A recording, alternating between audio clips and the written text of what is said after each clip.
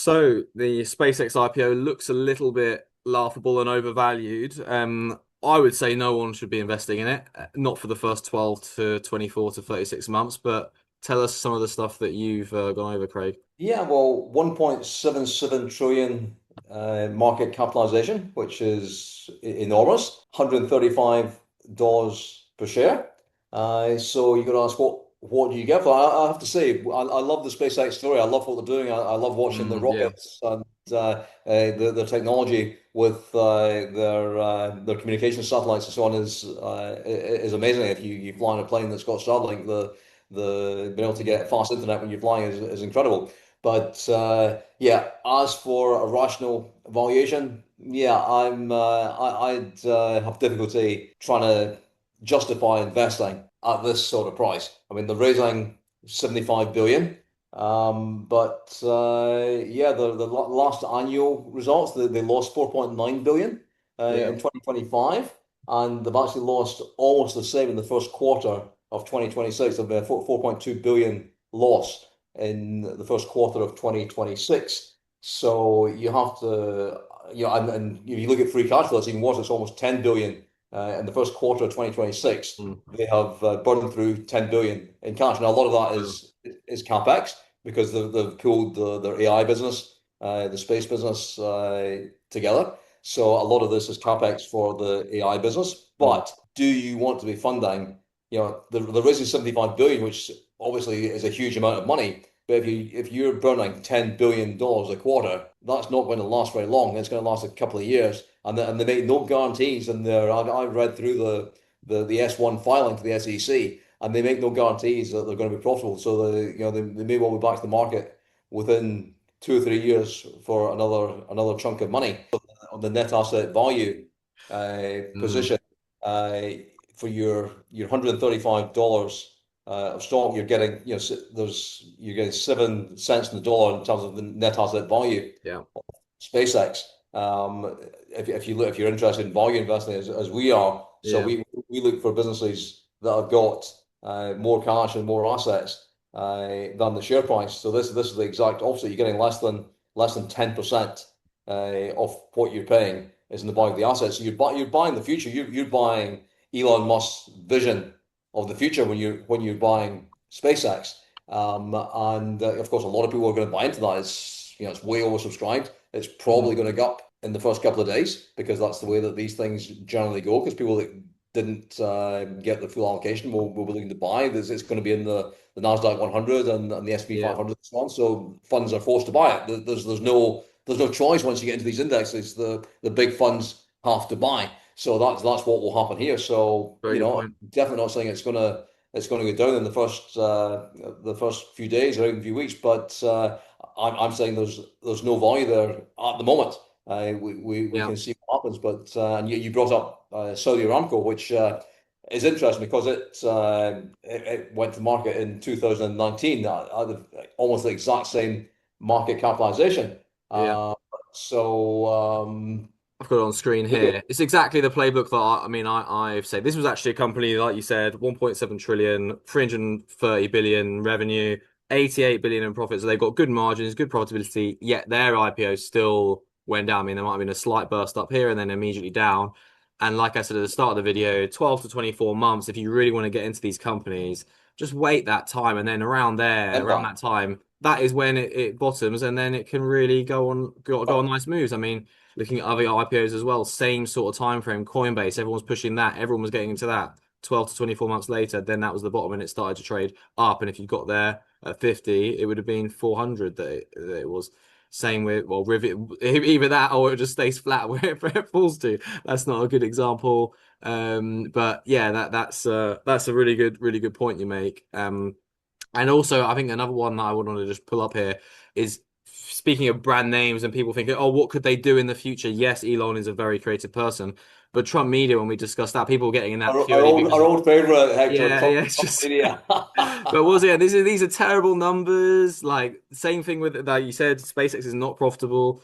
The book value per share from day one was the reason why this is going to, we said this was going to fall back. is only $4, and we are nearly there now. We are nearly at the book value per share. So it's almost like it's We've recommended this as a short so many times, and it's been such a great short, despite the fact that everybody loved it when Trump first got elected. We actually said, I think the same week that he got elected, that this is a short. This is a terrible company, terrible valuation. yeah. It's done nothing. It's actually quite incredible that a company so well connected can have performed so badly. Yeah, exactly. I mean, we don't want to go off topic, but we had Yeah. this line here for people to short into because it was that chop there and then it got up to it, which was pretty impressive. Then off the 200, we said wait also for the 9 period moving average to break. And as it did here, it pulled down. We should actually make a full video on Trump media. I love talking about Trump media. It's such a it's such a disaster. Yeah, yeah, it is funny. I mean, even here up to the 200 down, up to the 200 down. Very easy to trade like crap companies. But back to SpaceX Let's and go back to SpaceX for the yeah, purpose yeah, of the video. And the other thing that you made some great points there on Saudi Aramco. What would you rather buy? You've got a company with the same valuation, but it has revenues of 330 billion, making mm, 88 billion, as you said, mm, compared to SpaceX, which has got revenue of 18.7 billion, and the last financial year made a 4.9 billion loss. So I know which one I'd rather own if I had the choice between the two. But the interesting thing about Saudi Aramco is that when that came to market in 2019, everybody was saying, "Oh, 1.7 trillion is too much; it's overvalued."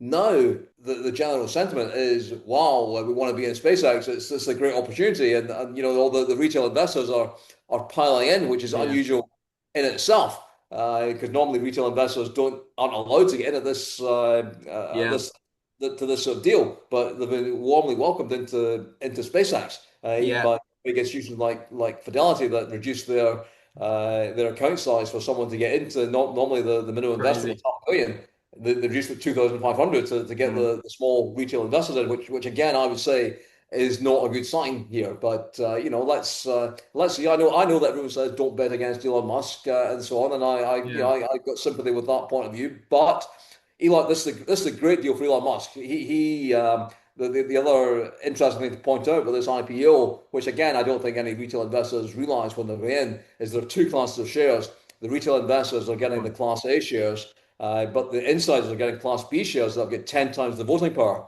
It's So crazy. It's crazy. It's Elon creative Musk, deal that's behind the scenes that goes in the filings, but no person is going to read that, and nobody that's reads why people it. watching this need to watch this because otherwise they would not know. And this is common in US IPOs. People like Mark Zuckerberg and so on have got the same sort of deal. But Elon Musk, despite selling a chunk of the company and raising a huge amount of money, retains 82% control. And it's actually written in the document that he can't be removed from the board. And furthermore, it's written into the document that if, for example, SpaceX discovers something and he wants to take that for himself and put it into another company he owns 100% of, there's nothing to stop him from doing that. And and also if you're betting on Elon Musk, he may be Superman, but he's a human being. And what if something happens to Elon Musk? You've got a big chunk of money betting on one guy. Yeah, yeah, exactly.